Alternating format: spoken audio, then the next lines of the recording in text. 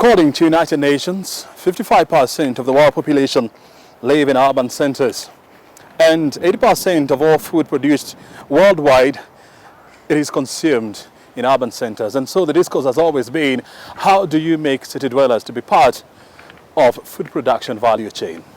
And urban farming is becoming the bullet that is leading the world to end hunger. This week on Inside Government, we talk to Chief Administrative Secretary in the Ministry of Agriculture, Livestock and Fisheries, Anne Nyaga. Thank you so very much indeed for joining us. You walk around here and you see the huge potential that lies in urban farming. First of all, help us understand, when we talk about urban farming, what exactly are we talking about? Thank you, Brian. When you talk about urban farming, what we wanted to do actually with this site is actually to show the different technologies that actually exist and that we can be able to adopt, especially for city dwellers and even those people in the peri-urban kind of settings and even in the urban areas. So that from the range of technologies showcased here, depending on the kind of space that you have, some may not have, gardens within the confines of their homes. Some only have walls, some have very little spaces. So all these technologies have taken into consideration space, limited space. And from what we are showcasing here is anyone can come and be able to, pick one technology that they are able to go and, implement and be able to grow safe food for themselves within the urban settings. And how safe is food grown in urban centers? The only guarantee, O'Brien, that we can give to our consumers and those people who want the comfort of, producing or hearing that food is produced safely is being able to grow your own food. And, through the technologies adoption here, you're able to pick up a technology that is suitable for you in terms of the space that you have and also in terms of the finances that you have. Because you can see all these technologies have a varied range of, financial implications. And if you're able to grow the food and, be able to oversee the process at which this food is growing from the point at where you plant the seedlings to the entire process until you have your own handful harvest, you're able to just have the comfort of, being able to see these crops grow from this step to this step. You know the kind of manure you use, you'll be knowing the kind of pest control method that you have been adopting. When you're talking about this technology here, and I'm seeing a lot of food being grown around here, from pepper to mint. How bad is hunger situation in our urban centers? Well, I would look at it this way. There's those people who do not have their finances to buy food. And there are those people also who are very keen to a certain choice of food. There are those ones who prefer maybe organic kind of foods. When you're going for organic kind of vegetables, that comes at a cost. And when you're talking about being able to afford, depending on your financial capability, are you able to put food on the table or you're not able to put food on your table? And from these kind of techniques that we've highlighted here, you can see that within a farm setup, like those are arrowroots, you're able to plant arrowroots that can give you a source of starch. You're able to plant a vegetable that can give you vitamins and minerals. Then you're able to plant fruits. So we are talking about you can be able to have a complete diet consisting of vegetables, fruits, and also starches, carbohydrates, from just a very small area. When you look at the Big Four agenda, and one of the agenda is food and nutrition. And we all know, there is no society that claims development if it is hungry. Where is the place of urban farming in food and nutrition agenda? Actually, when you look at the interventions that the government has been very keen on in terms of being able to implement our president's agenda, that is food and nutrition security, you'll see that even as we implement the ASDGs, that is our sector strategy, our 10-year plan, we've been looking at ways of how do we intervene at the medium level, the small scale level for the farmers. Again, we've also been looking at how do we intervene at the large scale level for farmers. And then again, the most important and critical point is how do we intervene on the household level? Because all these levels cumulatively, that is what, cumulatively they bring up about the aspect of being food and nutrition secure. So if each and every person, not only even in the urban setting, but even in the rural areas, because also we also have cases of where people are going to bed hungry, not only even in urban areas. But just by the simple definition of food security, that just means in very simple terms, going to bed on a full stomach, and also having the luxury of having a balanced meal. So these interventions, however simple that they may look, just will ensure that no person goes to bed hungry. I mean, you see, when you look at our urban centers, I mean, the topography is absolutely different. The soil composition is also very different. How, as a government, how are you helping urban dwellers, be they from Nairobi, Garissa, or wherever else, to ensure that they plant food that is suitable to their environment? Even as we talk about them understanding the topography, because we've also been able to go into the digital space to digitize, the education, so that people can be able to know, I need this kind of soils to be able to plant this crop for it to be able to thrive, and also the kind of good agricultural practices that you should be able to undertake, throughout the growth of this particular crop. But even as we've been intervening, because also nutrition comes at a cost, and the government has been making several investments through the various programs that we run across the country, is for these particular techniques that we feel that urban dwellers, and we've been seeing a lot of them, especially on Wednesdays, because we have open days on Wednesdays, is once someone is, once a group or a farmer, individual farmer or youthful farmers, because they've been streaming here, once they pick up a technology, we have actually documented all these technologies. So say you pick up a multi-story garden technology or a technique, we have been able to document, step-by-step instructions as to how you set up a multi-story garden. We've been also able to set, step-by-step instructions on how you rear small stocks like goats and poultry and fish. So all these tutorials can be able to help you. These are tutorials that when we give to the people visiting here, because we've already put, documented them in a platform that these people can be able to, adopt and also be able to utilize almost immediately. You see, agriculture is a devolved unit under the, Constitution of Kenya, and we absolutely understand, each county has its own, agricultural agenda. How then do you ensure that you bring all counties on board, to have a common agenda? It's true that agriculture is a devolved function, but as in the spirit of, one common development agenda, we've been able to bring all the counties on board, especially when we are developing policies, because it is the policy which is,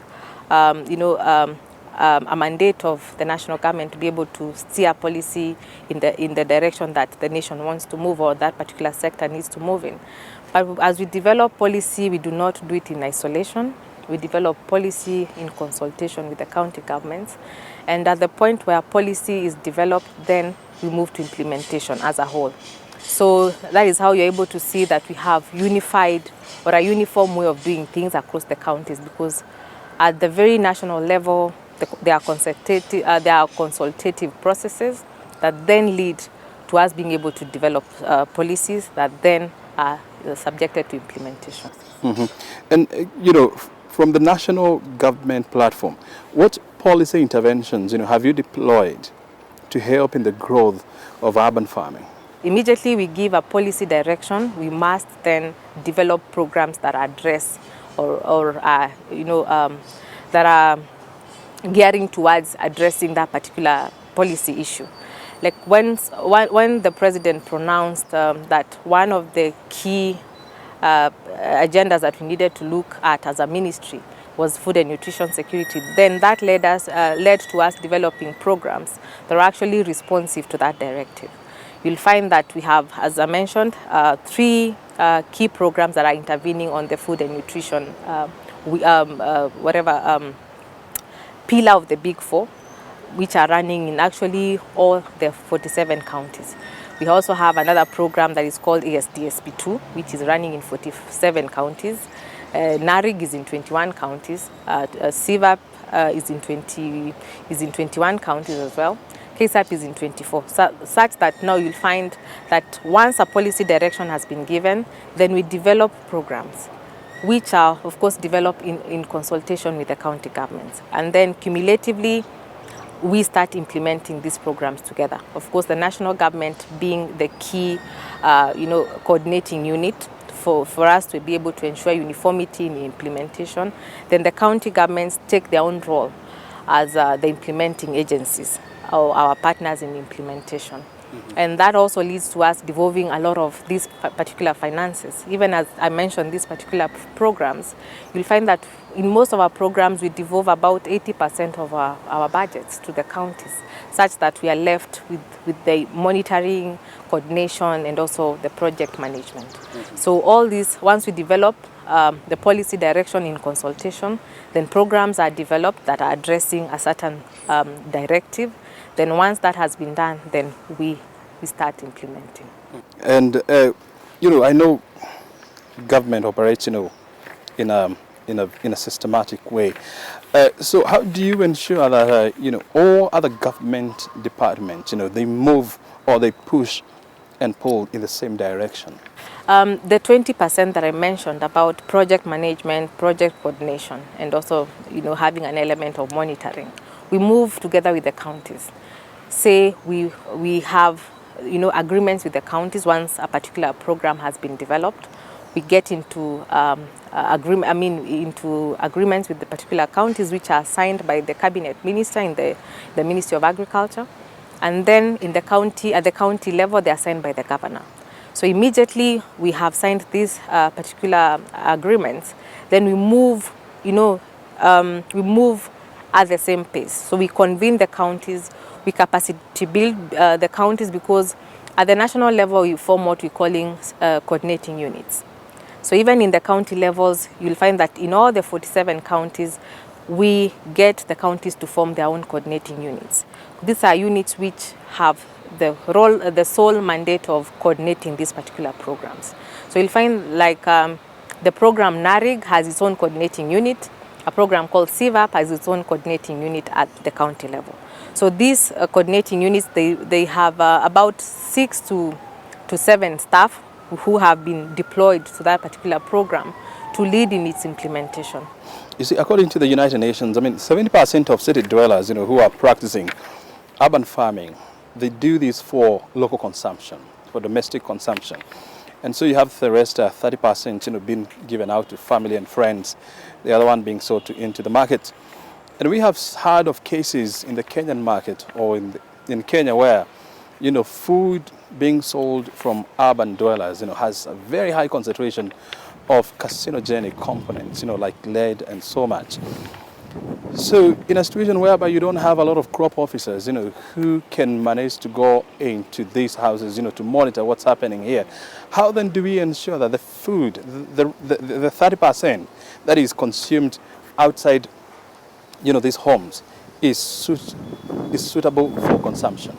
In the event that we get any kind of concerns, then we also task our agencies to be able to look at what kind of chemicals, that could be accused of a certain ailment. Are they still in the shelves? And of course, with collaboration with other agencies who are also looking into a common goal, then we're able to see exactly how do we address some of these concerns. And if they are banned chemicals, then we still find a way of actually enforcing that we get such chemicals out of the market. But then also again, we also have even as the agency does the regulatory work, we also have other options of going into organic kind of production. Again, the knowledge and also the tutorials for how can our urban dwellers or even rural farmers getting into organic kind of production systems. We also have chemicals, biopesticides, biofertilizers in the market that are also able to help people and farmers at large, have an alternative source of control mechanism for pests and diseases, moving away from the synthetic chemicals, but then again also venturing into the biopesticides and the biofertilizers. So we also have a whole range of options that can be undertaken, even as we try and see from a policy level how we intervene. There are also other mechanisms, and in the event that also people do not know of these options, we are also willing, because as much as agriculture is devolved, we are one government and we all work for one common, we are working for one common agenda. So in the event that we think that these challenges are being picked from the counties upwards, then we are also able to, bring in the sensitization issue to be able to, introduce our, extension officers to, the various options that are there. But these people have all this information, but in the event that it's not very well taken, maybe extra awareness can be done, which we are willing to do. Then also, we've also moved to the digital platforms. So all this information can be retrieved online. Mm-hmm. Yeah. I have managed to visit the Iro farms in New Jersey, in the United States. And you see thousands of children, coming in and out of the farms, learning how to do urban farming. Here in Kenya, what plans do we have, to inculcate a culture of farming among upcoming generations? We've already developed these particular programs, and we've already developed the materials to help them, be able to revive, and rebrand these particular clubs. But even as we do that, we are guided by the Youth in Agribusiness strategy. We developed a strategy, a 5-year strategy that, was trying to look at the challenges that affect youth in agriculture across board, of all age gaps, from 6 years old to 35 years old. And this led to us now developing these particular programs, what you're saying, the 4K clubs back again, and then also again programs that are actually intervening for that youth who is out of school, or the youth who is already a graduate or has concluded their diploma studies and so forth. So in this strategy, we actually got 11 key strategic issues that the youth said were hindering them from actively participating in the sector. And the issue of negative perception towards agriculture was one of the, the most common issue that was coming up, because we had consultative meetings in all the 47 counties. Issues of access to finance, knowledge, information, and skills also came up. Issues of access to land, issues of access to markets, and so forth. All these are issues that were coming up. And what we did as a government is we became responsive through developing programs that would then address some of these issues that the youth said they were facing. We found out that some youth say they did not want to be clustered as a group in terms of mentorship, financing, and information to access to information. They said they wanted to go the individual way. Then they would then establish businesses. Then they would then employ maybe 5 or 10 other youth. So what we did is we developed programs that are actually responsive to their needs. And you'll find that we have one program that is already running. We've called, we have a call for proposal that is called Enable Youth. And Enable Youth will be responding to those challenges by, mentoring them, incubating them, and then giving them, affordable finances. Very good. I mean, look, you may think that we are somewhere deep in a big farm, but that's not the case. We are at the Ministry of Agriculture model urban garden here at Kilimo House. I mean, you can see all manner of food crops here, from arrowroots to sweet potatoes and spinach and red cabbage. And this is just a taste of what we can achieve if we were to embrace urban gardening, as a country. There is a lot of potential. We are talking to the CAS Anne Nyaga. And our discussion is revolving around how do we encourage more people, to embrace urban and peri-urban farming. That is the discussion right here. How then do we make, urban farming part of our national discourse? That, people don't have to be coerced, to get into things. I mean, it is part of their system. How we do that, even as the government does what it ought to be doing and what its mandate is, and pretty much I would say that we have done our part, especially in being able to to teach our general population of the options that are there. We have gone to actually document these processes on to how you can be able to set up your own simple organic gardens at home. But also again, just having that uptick at an individual level is what cumulatively will get us there. So it's I would say it's a combined effort from government to its population, to its citizens, to stakeholders. Just being able to have an initiative and we all make investments towards that initiative, and most importantly at the implementation level, because we can do as government what we ought to be doing. But then again, the issue of implementation then lies within our respective farms, which we must as individuals, just take upon this initiative and implement it on a personal level. I know the whole plan is to have about 1 million households, engage in urban and peri-urban farming. Suppose you manage to get these numbers.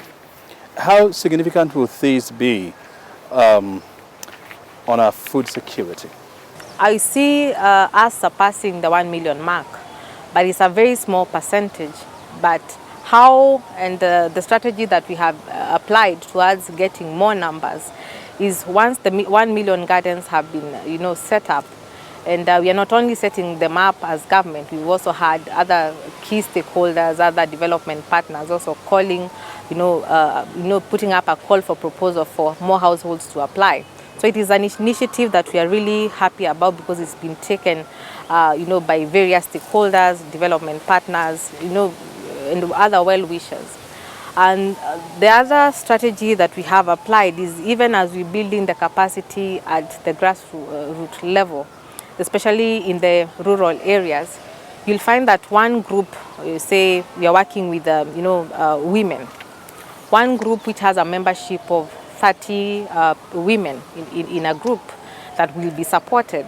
They take it upon themselves to actually mentor, other women who are not part of their own group.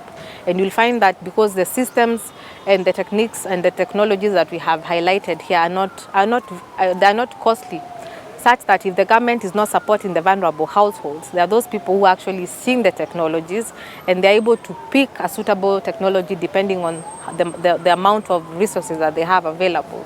So it's having a ripple effect. So we are not only going to hit the 1 million mark, but we are going to surpass it. And I know the United Nations, is also very keen on advancing the urban farming model. And I know the Food and Agriculture Organization has come up with what they are calling the FAO agenda, to advance, urban farming. Are you working with development partners, to try and grow this concept? We actually wanted, to have households being able to produce their own food, and because nutrition comes at a cost, the government actually, put aside funds to be able to support the vulnerable households that could then not afford to have, a balanced diet within their homes. Then that time we really got a lot of, partners and well-wishers wanting to come and, join in the government agenda. Even FAO is one critical partner that we've worked with, even in the development of our agri-nutrition strategy. And then moving forward, we're also seeing, other partners are coming on board, at from different parts of the country. They are supporting, several households, by themselves. But owing to the fact that the government, said or indicated that this is the certain way that the nation needed to move in, to be able to also reduce, those frequent movements to the grocery stores. We also had people losing their jobs such that they couldn't, afford the food. So as government did, and as government is mandated to do, just providing solutions. Some of these solutions may not be the most comprehensive solutions, but they are such simple solutions and such simple in such a way that they are actually impactful.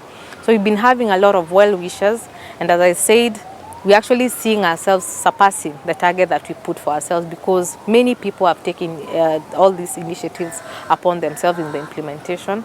And then again, we are not only targeting the vulnerable households in terms of giving them education and giving them the kitchen gardens kit support, but we are also looking at documenting these processes, which we did, and being able to give them the tutorials and also free online courses through various partnerships that we've had with other critical players in the industry. But we've also seen households which are able to afford also just adopting the technologies and being able to buy these inputs for themselves. So the response and the uptake has been overwhelming, and we want to appeal that this becomes a culture moving forward. As we come to the end of this interview, where do you see this concept going in the next, by the time we get to the year 2030? Once we inculcate a culture, and especially even when we were developing this, we also had the kids in mind, because we are saying we must be very deliberate and introduce our children to agriculture at a very tender age. And the government being keen in the revival and the bringing back of the agricultural clubs, we see it now being able to sustain itself, because even as per the tutorials that we developed for at the household level, they were made in such a way that even a child can be able to partake of it, of the exercise, even together with the parents or the guardians and other well-wishers, or even the school patrons.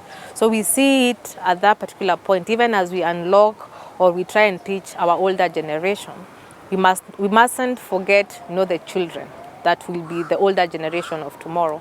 So we've taken all these considerations and interventions, working also backwards, so that we can also be deliberate for also a self-sustaining mechanism or an initiative, because sustainability is key. It's one thing to start something, but also again having a strategy to sustain it is also another. And we have been very keen to look at how do we then sustain such that it becomes a culture. So thank you so very much indeed for your time. Thank you, Brian. I mean, we've been here talking about urban and peri-urban farming, and it's a beautiful feeling. I mean, when you're surrounded by food in a garden. My name is O'Brien Kimani. This has been Inside Government. We'll do this again on Thursday next week. Until then, have a good time. Bye for now.